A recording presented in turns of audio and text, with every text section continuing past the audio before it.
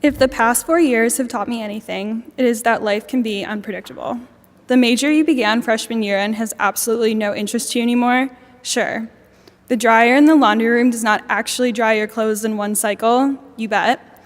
The BU bus is not around the corner as the app claims, but is instead all the way at the medical campus every other day. But in all seriousness, my time as an undergraduate student at Boston University has fast-tracked my life from being a 17-year-old nervous about how to spend the weekends to a 21-year-old who is employed in a graduate program and with a partner I hope to spend the rest of my life with. This evolution did not happen overnight. It happened over minutes, hours, days, weeks, and years of hard work, late-night snacks, and the purchasing of face masks that claim to rejuvenate my extremely tired-looking face. I have mental illness, and for the last year, I've been battling depression. I've had anxiety for almost my whole life, and I began seeing a therapist when I was 10. In high school, I began medication for generalized anxiety, and it made a world of difference. My sophomore year in college, I began having panic attacks, and I started additional medication for that.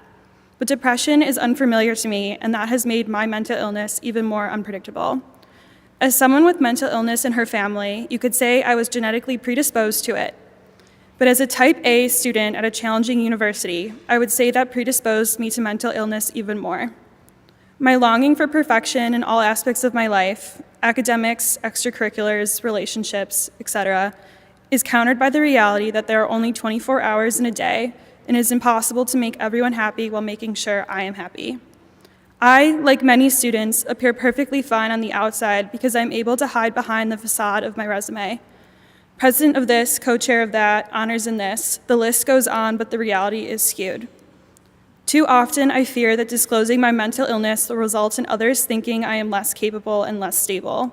But I realize that in doing so, I am preventing myself from living authentically. I believe that if we talk about our mental illness experiences, not only would mental illness become less stigmatized, but the world would also become a better place. Being vulnerable with loved ones and strangers is scary but necessary if we wish to create a more compassionate and empathetic society. If we hide our stories, we do ourselves the injustice of limiting support and failing to speak our truth. I have mental illness, but mental illness does not have me.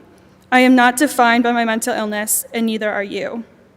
I have faith that we can join together by sharing our stories in order to eliminate once and for all the silent suffering of those with mental illness.